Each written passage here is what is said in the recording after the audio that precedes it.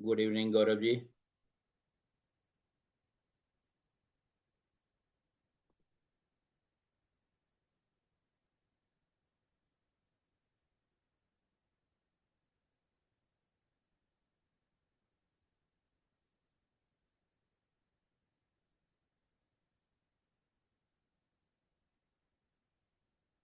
Next कुछ कम दस थोड़ा कम पूरा हो। निकलो निकलो सर इसको मतलब गुड लिफ्ट चालू इवनिंग। हो। गुड इवनिंग ललित जी, कैसे हैं? नमस्कार, क्या हाल चाल जी? बस फर्स्ट क्लास। तो अब तो थोड़ी ठीक सी ठाक। ठंड ठंड स्टार्ट हो गई है। हाँ जी, ठंड स्टार्ट हो गई है। जी। आज हमारे साथ कुछ नए लोग भी जुड़े हुए हैं। जी। बढ़िया सर, बढ़िया, जितना जुड़े। हाँ, मेन अपना मेन मकसद है कि नॉलेज शेयरिंग करना, जिससे लोगों को ज़्यादा से ज़्यादा नॉलेज हो। हालांकि आप लोग तो बहुत पुराने एक्सपर्ट हो। क्योंकि आपको प्रैक्टिकल काफ़ी टाइम हो गया है इस लाइन में। अभी कम ही लोग जुड़े हुए हैं, क्या चक्कर है? इसको एक्चुअली हम मंडे से करने वाले थे, बट कुछ लोगों ने बोला कि चाइना जा रहे हैं। हाँ सो नहीं, नॉलेज शेयरिंग के बाद जी। अच्छा, अभी आप जाने जा रहे हो? नहीं, हम नहीं जा रहे हैं। कुछ लोगों ने बोला चाइना जा रहे हैं, इसलिए हमने फिर आज से शुरू कर दिया। अदरवाइज मंडे से हम 4 हाँ दिन नहीं। करने वाले थे। जी। हाँ जी, हाँ जी, हाँ जी, हाँ जी। चाइना तो मैं 23 तारीख को जा रहे हैं लोग सारे। नहीं, 20 को। कुछ लोग संडे में भी जा रहे हैं शायद, क्योंकि अभी अच्छा, पहले भी जा रहे हैं। डायरेक्ट फ्लाइट संडे से हाँ शुरू हो गई है। हाँ जी, हाँ जी, हाँ जी, हाँ जी। और कुछ लोग जो बिजनेस वहां से कर रहे हैं, वो लोग तो 20 में भी जा रहे हैं, 21 में जा रहे हैं। अब वो तो पहले ही जाएंगे उस हिसाब से, हाँ, स्टॉल वो के पहले। हिसाब से देखो। जी जी जी।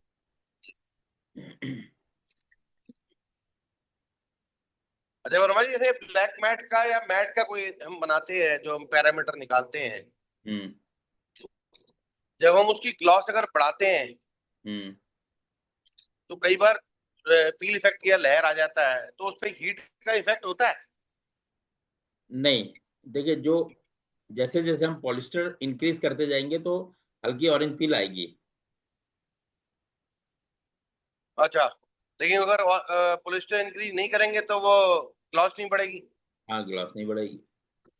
तो अगर अगर आपको ग्लॉस बढ़ानी है तो पॉलिस्टर के साथ साथ हल्का सा रेजिन भी बढ़ाना पड़ेगा।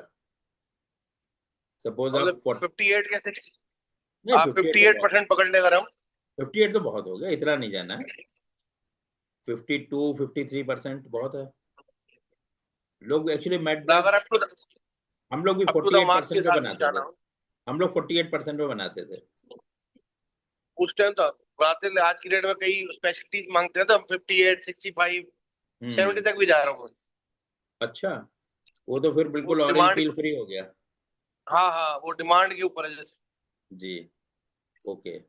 अच्छा, अगर एक ट्रायल नहीं किया मैंने, ट्रायल करना था, अगर ये ब्लैक मैट के अंदर बेरियम डाली जाए तो? बिल्कुल ग्लॉस इंक्रीज होगी। और और बेरियम, फिनिश, फिनिश तो नहीं, आप फिनिश बेरियम तो ना डाल के, बेरियम ना डाल के आप नेचुरल बेरियम आती 2 माइक्रोन, हाँ जी। वो डालिए। स्मूथनेस भी आएगी, नेट ग्लॉस भी बढ़ेगी। जो नेचुरल बेरियम डालते हैं, जी। जी। तो ब्राइट्स में तो वैसे ओसी से बेटर, एसएसडब्ल्यू उससे बेटर नेचुरल बेरियम, फिर बेरियम हाँ जी। जी जी। उसके पैरामीटर के हिसाब से डाला जाए तो काम कर सकते हैं फिर। हाँ, आप ये समझ लीजिए, जैसे ओसी जो है 14-15 रुपए में रहेगी, एस हाँ एस जी, हाँ जी, डब्ल्यू हाँ जी। 25 से 26 रुपए के बीच में रहेगी।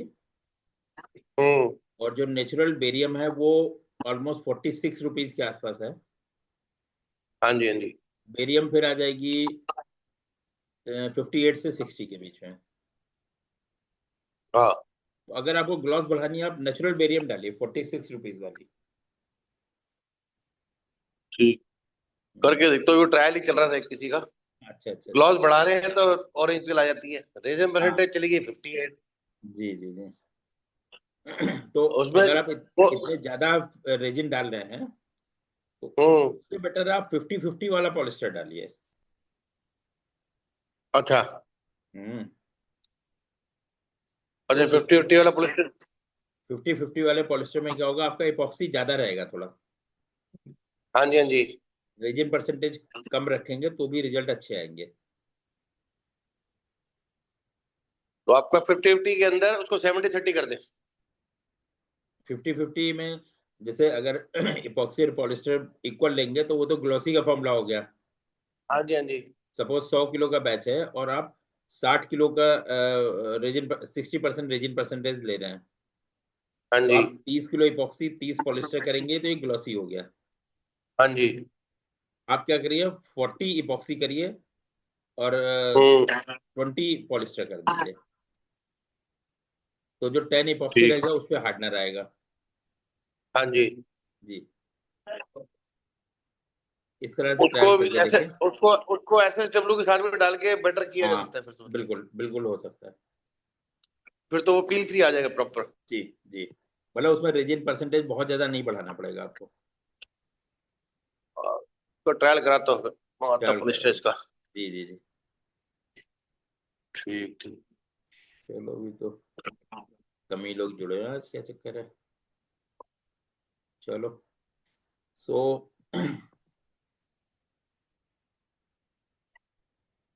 चालू करते हैं इसको। आज का हाँ जी। टॉपिक है मशीनरी के ऊपर।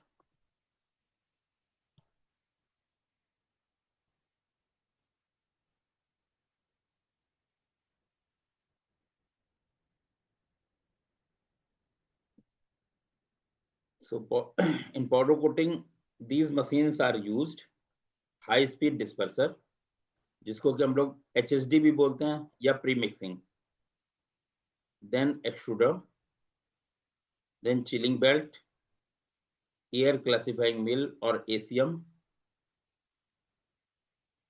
देन सीव। तो इसको वन बाय वन हम लोग डिस्कस करेंगे।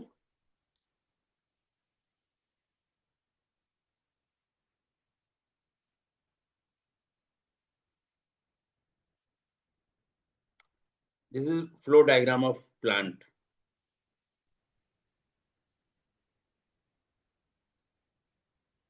This is pre-mixing, weighing, then pre-mixing, then pre-mixed material comes in extruder. This is extruder, then chilling belt.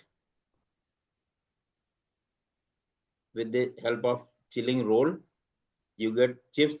यहाँ चिप्स बन जाते हैं और चिप्स को हम फिर मिल में ले जाएंगे। This is flow diagram of production floor.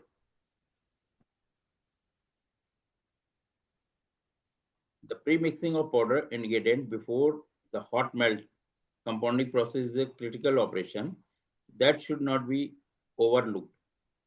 देखिए, पाउडर कोटिंग का एक बेसिक प्रिंसिपल है, जितनी आप रॉ मटेरियल की मिक्सिंग करेंगे उतना बढ़िया रिजल्ट आएगा। तो यहाँ पर देखिए, ये हमने लिखाया हुआ है,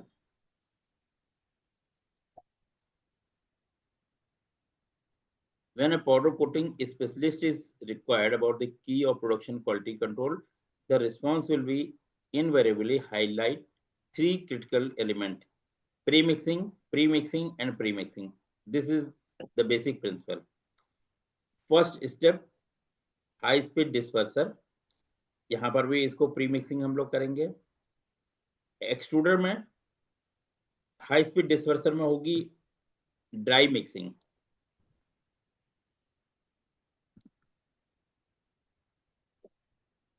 देन एक्सट्रूडर में होगी मेल्ट मिक्सिंग, बिकॉज यहाँ मटेरियल रेजिन मेल्ट हो जाता है। और देन ACM में अगेन साइक्लोन मिक्सिंग, जो पाउडर ग्राइंड होके राउंड राउंड साइक्लोन फॉर्म में होके ऊपर जाता है, तो वहां पर भी मिक्सिंग होती है। यहाँ पर पार्टिकल्स की आपस में मिक्सिंग हो रही है, क्योंकि पाउडर एक फिक्स पार्टिकल साइज नहीं है, this is a particle size distribution. So वहां पर प्रॉपर मिक्सिंग होगी। Then before grinding we mix fumed silica also to make it free flow. तो उस फ्यूम्ड सिलिका की भी मिक्सिंग साइक्लोन में होगी।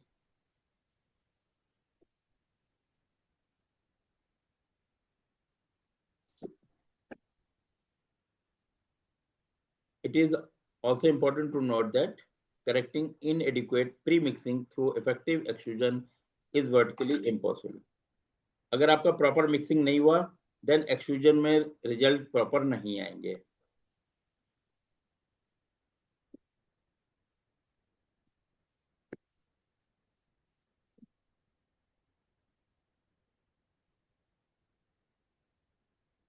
इधर देना पड़ेगा। तो high speed dispersion, the basic जो हम लोगों के पास मशीन होती है आइदर इस फॉर्म में होती है या डबल कोन मिक्सिंग।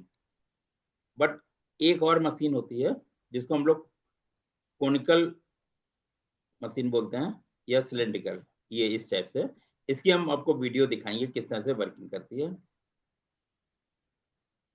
नॉर्मल जो हमारी मशीन है, this high speed disperser, this work as a coffee mixer. जो हमारे डोमेस्टिक कॉफी मिक्सर है उस तरह से मिक्सिंग होती है। हाई स्पीड डिस्पर्सर में मिक्सिंग बहुत थोड़े टाइम के लिए करते हैं, ये 1 से 2 मिनट, क्योंकि बहुत फास्ट मिक्सिंग है। और डबल कोन ब्लेंडर में स्लो मिक्सिंग है, सो इसलिए यहाँ पर हमें 20 से 30 मिनट मिक्सिंग करनी पड़ेगी, तभी प्रॉपर मिक्सिंग हो पाएगी।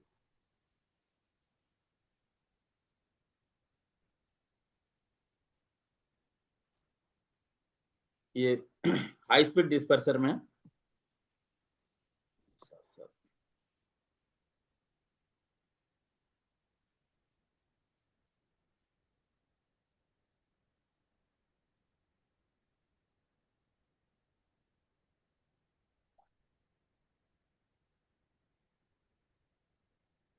ओके, हाई स्पीड डिस्पर्सर, इसमें एक चीज नोट करने वाली है। अगर आपकी जो मोटर है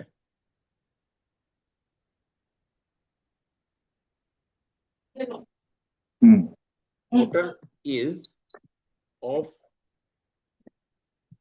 2 to 3 HP, तब तो आप इसको नॉर्मल जो इनके कॉन्टैक्ट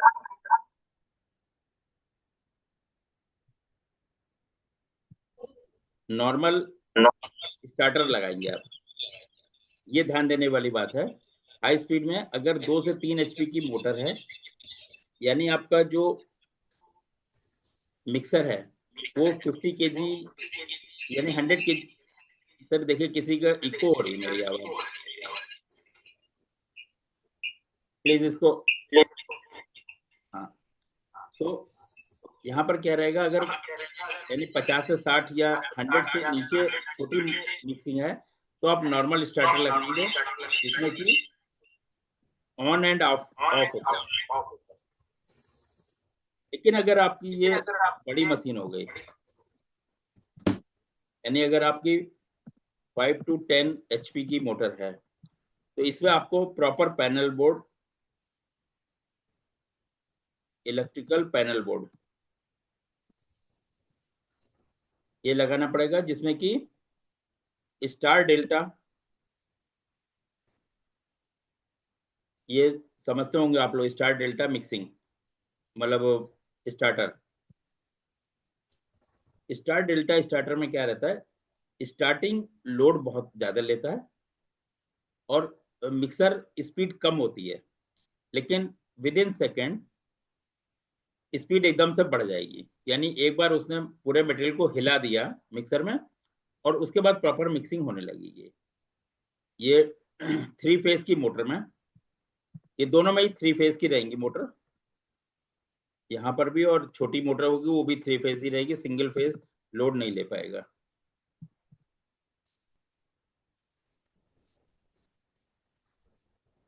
और अगर आपके मिक्सर में जिससे भी आप बनवा रहे हैं उसको बेटर करिए कि जो सॉफ्ट है,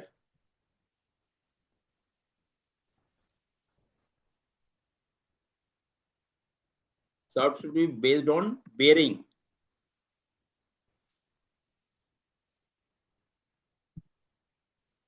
इसमें सॉफ्ट के बीच में बेयरिंग लगा देते हैं। अदरवाइज कुछ लोग क्या करते हैं, शुड नॉट ऑन ग्लैंडोरी, ग्लैंडोरी टेक्नोलॉजी भी करते हैं कुछ लोग। तो ग्लैंडोरी में क्या रहता है कि थोड़े दिन के बाद में पाउडर वहां पर गर्म होके मेल्ट होके चिपक जाता है, तो ग्लैंडोरी सारी खराब हो जाएगी। ये ग्लैंडोरी मतलब सुतली टाइप की होती है और उसपे मोबिल ऑयल ग्रीस वगैरह सब लगा होता है, इसलिए उसको ग्लैंडोरी बोलते हैं।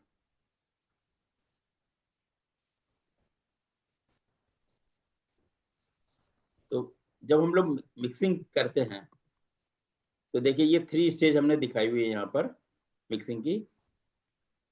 First is low speed mixing with blade. अगर ब्लेड की स्पीड प्रॉपर नहीं है, स्लो है, तो ये इस तरह से मटेरियल एक साइड में पड़ा रहेगा, ब्लेड अलग घूमता रहेगा, प्रॉपर मिक्सिंग नहीं होगी। और high, second is high speed turbulent mixing. ये इस तरह से मटेरियल को थोड़ा सा मिक्सिंग करेगा। और थर्ड है बहुत हाई स्पीड पेरिफेरल लेयर। तो हमें सेकंड वाला जो स्टेज है ये मिक्सिंग वाला स्टेज चाहिए। अगर पूरा मटेरियल साइड में, साइड बॉल्स पे ही घूमने लगेगा तो जो बीच का मटेरियल है वो प्रॉपर नहीं मिक्स हो पाएगा। और इसके लिए बहुत अच्छा रहेगा अगर आपका जो मिक्सर की वॉल है उसमें बीच में कहीं एक बीच में प्लेट लगा दी जाए इस साइड में।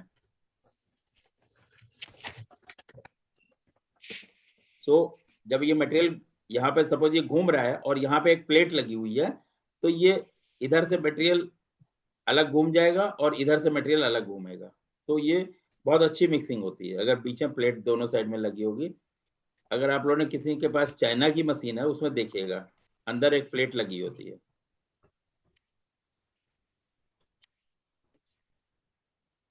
Then container mixing. ये जितने भी ये इस तरह से जो हमने ऊपर आपको दिखाया है ये छोटे मिक्सर में ही पॉसिबल है। ये छोटे मिक्सर 100 kg 200 kg तक ठीक है, बट अगर आपको अच्छी प्रोडक्शन करनी, फास्ट प्रोडक्शन करनी, तो कंटेनर मिक्सर पे जाना पड़ेगा। लेकिन इसके लिए थोड़ी सी जगह स्पेस चाहिए। इसमें क्या होता है कि मशीन तो एक फिक्स होती है, बट इसका जो ये कंटेनर है ये 3 से 4 आपको लेने पड़ेंगे। और ये 500 किलो 600 किलो 1 टन इस तरह से मिक्स इनकी कैपेसिटी होती है। तो जैसे आपको प्रोडक्शन करना है, मशीन की आउटपुट जैसी भी एक्सट्रूडर की है, उसके हिसाब से आप नंबर ऑफ कंटेनर बढ़ा सकते हैं। ये देखिए इसका वीडियो हम दिखाते हैं।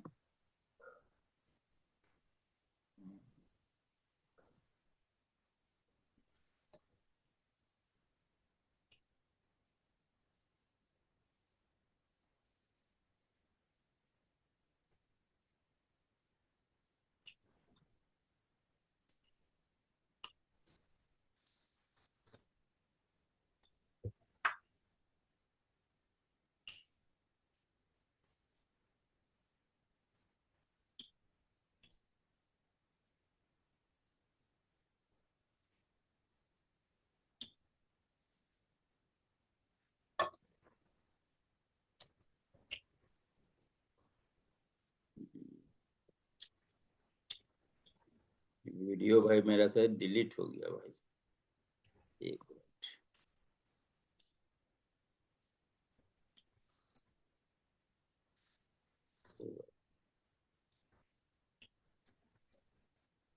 चले हम कल परसों की क्लास में आपको दोबारा से वीडियो दिखा देंगे, टाइम नहीं खराब करते हैं। ये एक्चुअली इसमें क्या रहता है, कंटेनर ये नीचे रहता है, पहले कंटेनर में मटेरियल डाल के इसको फिक्स कर देते हैं, देन पैनल बोर्ड से इसको इन्वर्ट कर देते हैं।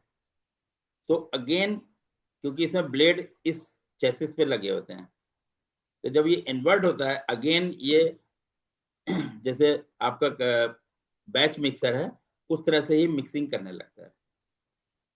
इस तरह से ही हो जाएगा, क्योंकि इसमें भी बॉटम अप ब्लेड होते हैं, बट ये फिक्स है। कंटेनर मिक्सर में आप एक मिक्सिंग करके इस कंटेनर को निकाल दीजिए और दूसरा कंटेनर जो वे करके रखा हुआ है उसको यहाँ पे लगा के मिक्सिंग करिए। बट इसके लिए हमेशा हायर कैपेसिटी यानी 500 या 1 टन के बैच के लिए बेटर रहेगा। ये छोटे बैच के लिए कोई बेनिफिट नहीं है।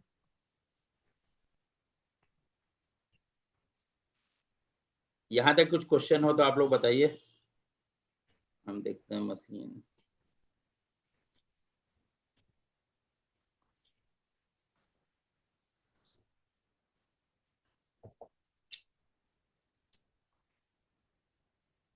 जी आप लोगों को कुछ क्वेश्चन हो तो यहाँ तक बताइए, फिर नहीं तो आगे चलते हैं।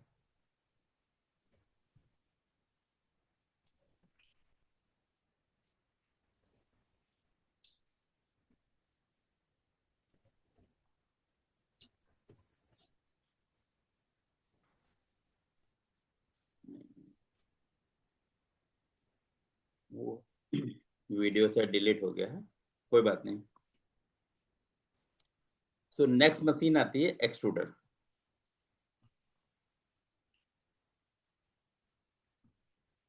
एक्सट्रूडर देखिए, जो लोग इस पे काम कर रहे हैं उनको सभी को पता है। दिस मशीन इज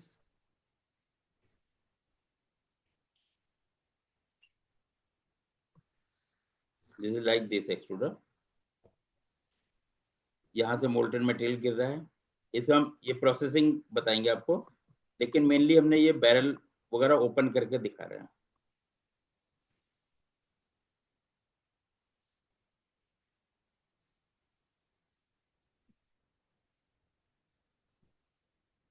ये जब हमने बैरल को ओपन किया है, इसमें दो तरह से बैरल ओपन होती है। एक तो नीचे की बैरल बिल्कुल फ्लैट रहेगी, और ये ऊपर की बैरल को हमने ओपन किया है। ये जब कैपेसिटी ज्यादा होती है तो इस तरह से ओपन होती है। अगर कैपेसिटी छोटी होती है तो उनकी क्या होती है, नीचे की बैरल नीचे चली जाती है और ऊपर की बैरल ये इस तरह से ऊपर खुलती है। वो दो डायरेक्शन में खुलती है।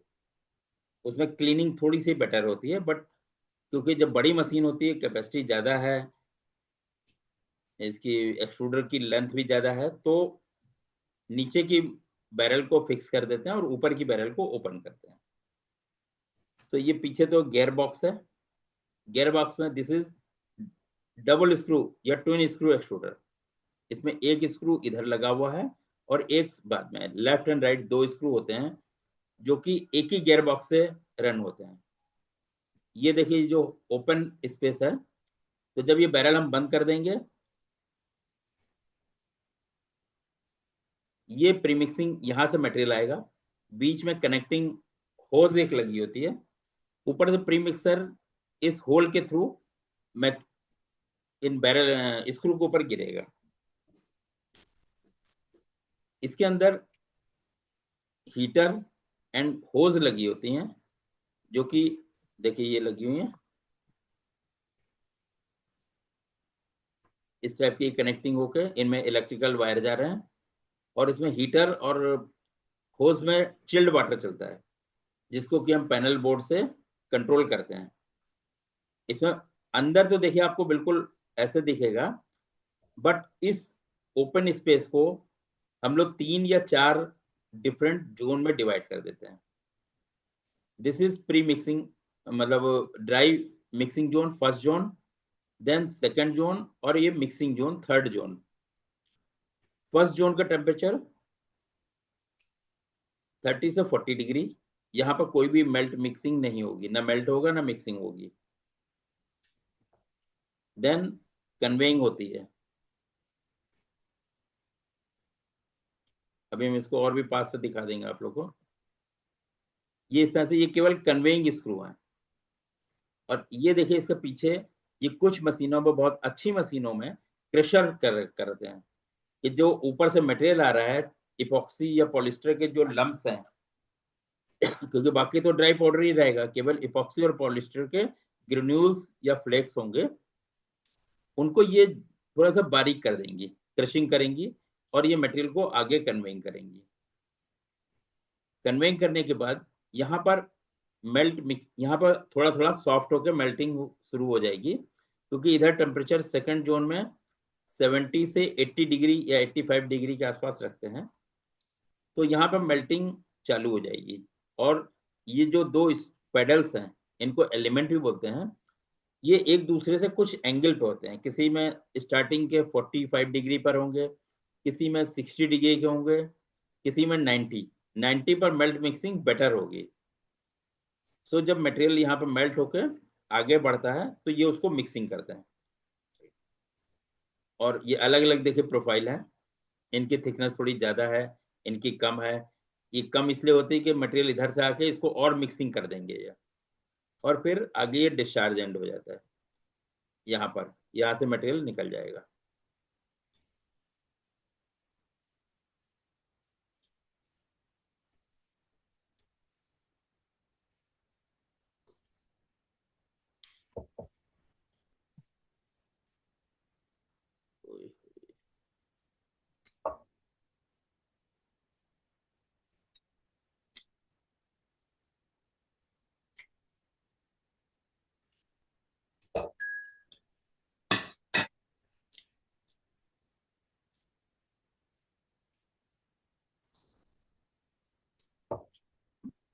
ये एक्चुअली वीडियो के जो हाइपर लिंक हमने बनाया वो प्रॉपर नहीं हो पाया शायद।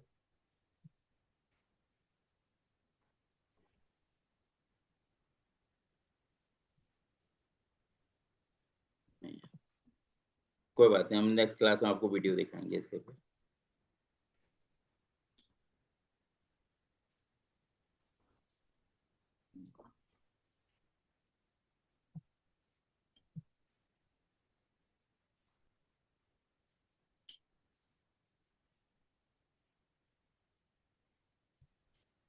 ये देखिए ये स्क्रू और कुलदीप जी, क्लियर हो गए जी। ये स्क्रू और क्लियर इसमें हो गए। पानी कितना ठंडा भेजना पड़ता है इसमें मशीन में? इसमें पानी कितना डिग्री चलेगा का पानी? 5 डिग्री का, जो कि चिलर से हम लोग करते हैं, और वही पानी कई जगह चलता है। एक तो स्क्रू में, ये बैरल में भी चलेगा, और जो आगे चिल्ड रोल होते हैं उनमें भी वही सेम पानी चलेगा। और दूसरी लाइन अलग और करते हैं, जो कि एसीएम के अंदर जो ड्राई एयर जाती है वहां पे भी ठंडा पानी लगाएंगे रेडिएटर के थ्रू, तो जैसे मिल में जाता है। तो चिलर कितने टन का लेना चाहिए? चिलर आपको कम से कम 5 टन का तो लेना ही चाहिए। 5 से 10, मिनिमम 5 टन का है। अदरवाइज 10 टन का, मतलब 100 किलो पर आवर की अगर आपकी मशीन है तो आपको 10 टन का चिलर लेना चाहिए 10 टन का, 5 से 10 टन का चिलर लेना है। जी। और पानी कितना रहना मांगता है? 2,000 लीटर तक रहना मांगता है? वो डिपेंड करेगा, जब प्लांट आप करेंगे ना वो सेटअप करके देंगे पूरा। क्योंकि इसमें क्या ओके रहता है ओके कि सर। एक टैंक अलग बनाते हैं, उसमें पानी को 2000 या 5000 लीटर का होता है। सपोज सुबह हम 9 बजे आए हैं तो पहले सबसे पहले चिलर को चालू करना चाहिए जिससे कि पानी ठंडा हो जाए। तो जब हम प्रोडक्शन स्टार्ट करेंगे तो हमको बराबर। चिल्ड वाटर मिलना चाहिए। कई बार हम लोग क्या करते हैं कि जब हमारा प्रोडक्शन चालू होता है तब हम चिलर को चालू करते हैं, तो फिर वो चिलिंग, चिलर पहले चालू करना है? हाँ यस, तो आपको वो चिलिंग मेंटेन करके देगा। अगर आप चिलर प्रोडक्शन के टाइम पे ही करेंगे तो वो फिर चिलिंग बैकअप नहीं दे पाएगा, क्योंकि वो पानी तो गर्म हो चुका समझ है। गया। और हम्म। जब अगर आप बड़ी कैपेसिटी पे जाते हैं तो आपको 10 टन का अगर आपने चिलर भी लगाया है तो उसके साथ कूलिंग हम्म। टावर लगाइए। कूलिंग हम्म। टावर जो प्लांट से पानी जा रहा है उसको कुछ ठंडा कर देगा, और उसके बाद वो चिलर में जाएगा, तो कूलिंग जल्दी होगी। समझ गया। नॉर्मल लोग कूलिंग टावर लगाते नहीं है। अच्छा ये हम्म। देखिए, ये सिंगल स्क्रू एक्सट्रूडर हमारे 2 टाइप के होते हैं। Single screw with reciprocating speed, और ये टून स्क्रू है, इसमें रेसिप्रोकेटिंग मोशन नहीं होता है। बट सिंगल स्क्रू में रेसिप्रोकेटिंग मोशन होता है। इसमें अगर आप देखिए, ये सिंगल स्क्रू है, तो इसमें पिन लगी होती है, फिक्स पिन होती हैं। जब हम बैरल बंद करेंगे तो ये पिन इस स्क्रू के ग्रूव में आ जाएंगी सब जगह, इस साइड में भी लगी हुई है और इधर भी। तो अंदर से जो पीछे से मटेरियल आ रहा है मेल्ट होके, वो इन पिन के बीच में मिक्सिंग होगी। पिन और इस स्क्रू के बीच मिक्सिंग होती है, प्लस ये रेसिप्रोकेटिंग यानी बैकवर्ड एंड फॉरवर्ड मोशन भी करता है। ये बुश की टेक्नोलॉजी है, बुश एक्सट्रूडर होता है ये। 90% हमारे डबल स्क्रू एक्सट्रूडर ही चल रहे हैं। ये सिंगल स्क्रू कुछ बड़ी कंपनियों में है। बेनिफिट्स सिंगल स्क्रू का ये जरूर है, जिसमें टाइटेनियम की डोज ज्यादा है यानी वाइट या आइवरी है, उसके लिए सिंगल स्क्रू बेस्ट मशीन है। डबल स्क्रू में क्योंकि वहां पर रेजिडुअल टाइम बैरल में कम होता है थोड़ा, तो उतनी मिक्सिंग नहीं हो पाती है।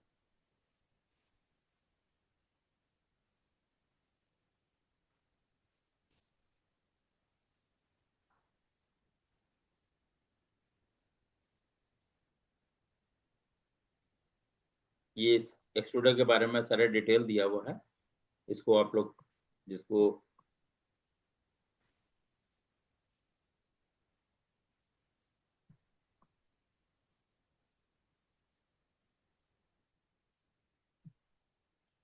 अच्छा, अब डबल स्क्रू एक्सट्रूडर दो तरह से होते हैं,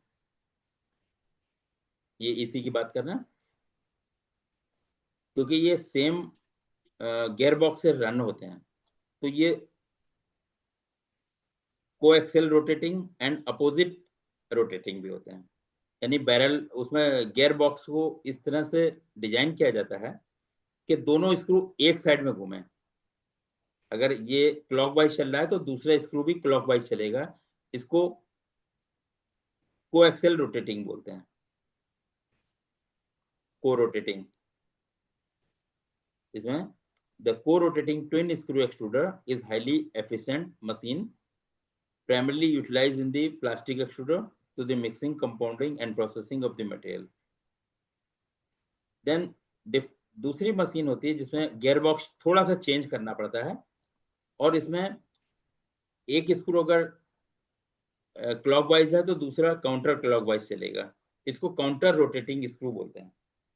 इसमें केवल गियर बॉक्स में ही डिजाइनिंग चेंज की जाती है, थोड़ा सा क्रिटिकल होता है डिजाइन, इस वजह से काउंटर रोटेटिंग कम बनते हैं।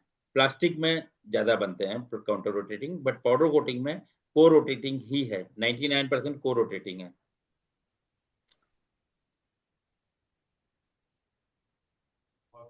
इनके देखिए बेनिफिट्स, इसमें थोड़ा सा जो डाटा हमने उठाया तो इसमें एक्चुअली जो पाउडर कोटिंग है ये भी एक तरह से प्लास्टिक ही है, थर्मोसेट प्लास्टिक है, तो इसलिए सेम डाटा यहाँ पर लिया हुआ है। रिजिड पीवीसी पाइप प्रोफाइल के लिए हाईली सुटेबल काउंटर, को रोटेटिंग वहां पर नहीं लगेगा क्योंकि बहुत थिक है, और जिस तरह की मतलब हीट सेंसिटिव फूड्स या जैसे भी हमारा मटेरियल है जिसको हम एक्सट्रूजन करना है, तो उसके हिसाब से ये इसमें दिया हुआ है किसके लिए काउंटर रोटेटिंग बेटर है, किसके लिए को रोटेटिंग बेटर है। जनरल पर्पज हमारे पाउडर कोटिंग में भी को रोटेटिंग ही चल रहा है।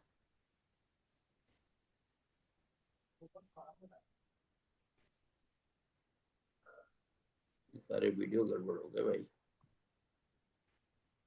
ओके,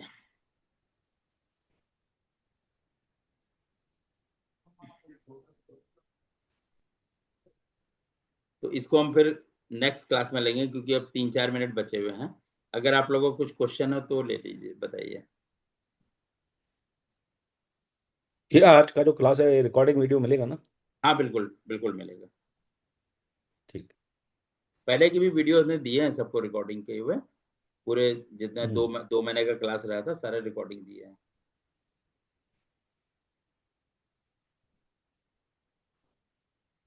इसमें मशीन 100 किलो कैपेसिटी वाली कितने घंटे चला सकते हैं?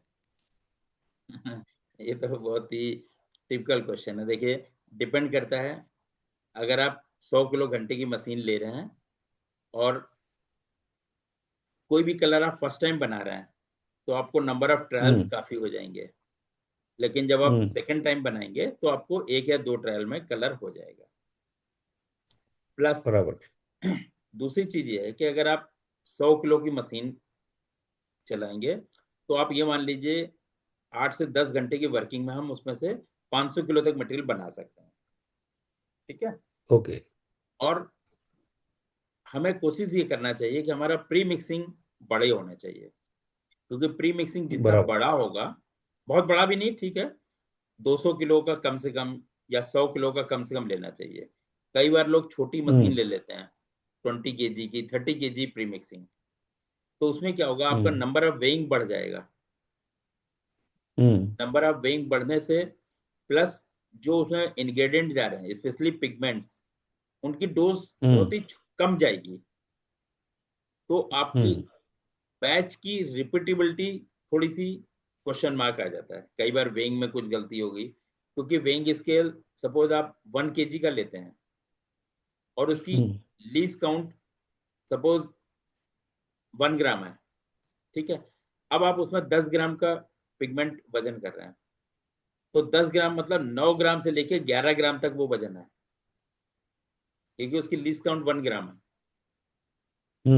अगर एक बैच में 10 ग्राम चला गया और दूसरे बैच में 11 ग्राम गया या 10.5 गया, तो आपका कलर नहीं मैच होगा, थोड़ा बहुत शेड वेरिएशन वेरिएशन आ हो जाएगा, जाएगा, है ना। तो बराबर। इसके लिए, इस चीज को खत्म करने के लिए एक आप थंब रूल बना लीजिए कि कोई भी मटेरियल, मतलब स्पेशली पिगमेंट अगर क्वांटिटी उसकी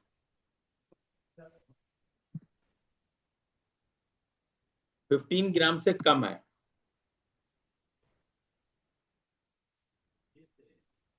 ओके, अगर ये 15 ग्राम से हम कम यूज कर रहे हैं किसी भी बैच में, तो इसके मास्टर बैच यूज करना चाहिए। पिगमेंट्स का हमेशा मास्टर बैच बनाइए, डिपेंडिंग ऑन क्वांटिटी आप इसको 1% मास्टर बैच बना सकते हैं, 10% मास्टर बैच बना सकते हैं, बराबर, है ना, 5%, जो सी भी क्वांटिटी जिस तरह से, जिससे कि जो पिगमेंट्स है उसकी डोज ज्यादा जाए, तो यूनिफॉर्म मिक्सिंग होगी। बराबर। और ये जो मास्टर बैच है ये आप कैल्साइट में बना सकते हैं, कोई दिक्कत नहीं आएगी। आप चाहे ग्लॉसी में भी डालेंगे तो भी कोई दिक्कत नहीं आएगी, क्योंकि कैल्साइट फ्री फ्लो ज्यादा होता है। बेरियम या बेराइट ये थोड़े से स्टिकी होते हैं, इसलिए आप कैल्साइट में इसके मास्टर बैच बनाइए और उनको यूज करिए। ठीक। और ग्लोसी और स्ट्रक्चर के लिए स्क्रू का डिजाइन में चेंज होता है या सेम ही नहीं, यूज करते नहीं, हैं? कोई भी चेंज नहीं होना चाहिए वैसे तो, बट हमने देखा कुछ लोग स्क्रू चेंज करते हैं, कुछ मशीन मैन्युफैक्चरर हैं वो करते हैं, तो आई डोंट नो कि वो क्या चेंज करते हैं उसमें, क्योंकि हमने, हमारे जो 35 या 40 ईयर का एक्सपीरियंस है, सेम मशीन से हम लोग ग्लॉसी भी बनाते थे, मैट भी बनाते थे और स्ट्रक्चर भी बनाते थे। हम हमारे फॉर्मुलेशन को ही चेंज करेंगे बस। Okay okay. सर ये सिंगल स्क्रू बेटर रहता है कि ट्विन स्क्रू बेटर रहता है? नहीं यार, इस चीज का कोई भी जवाब नहीं है। देखिए, हमने ये जरूर अभी अब बताया आपको, जहां पर टाइटेनियम की लोडिंग ज्यादा है वहां सिंगल स्क्रू बेटर रिजल्ट देता है,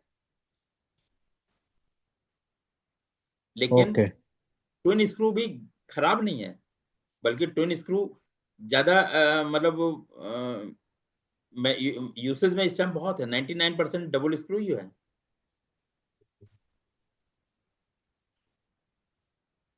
क्योंकि उससे मिक्सिंग बेटर हो जाती है। लेकिन अब पता नहीं, टाइटेनियम के रिजल्ट हम सिंगल स्क्रू में ज्यादा अच्छे दिखे हैं। व्हाइट में, आइवरी में सिंगल स्क्रू व्हाइट चलेगा ना? है जी, जहां पे भी टाइटेनियम की डोज ज्यादा है। लेकिन अगर आपके पास डबल टाइटेनियम स्क्रू का है तो उसमें भी कोई दिक्कत नहीं कि डबल स्क्रू में भी। अभी हम नेक्स्ट क्लास में आपको दिखाएंगे, ये जो L/D रेशियो बोलते हैं ये लोग एक्सट्रूडर का, length bye diameter, L/D ratio, वो कितना होना चाहिए, क्योंकि मशीन वाले तो बोलते हैं L/D रेशियो, लेकिन शायद हम लोगों को ज्यादा उसकी नॉलेज नहीं है। तो किस तरह से L/D रेशियो हमें देखना चाहिए, चेक करना चाहिए। अगर उन्होंने बोला 1/15 है या 1/17 है, तो हमें देखना चाहिए, क्योंकि कई बार 1/15 का रेशियो जो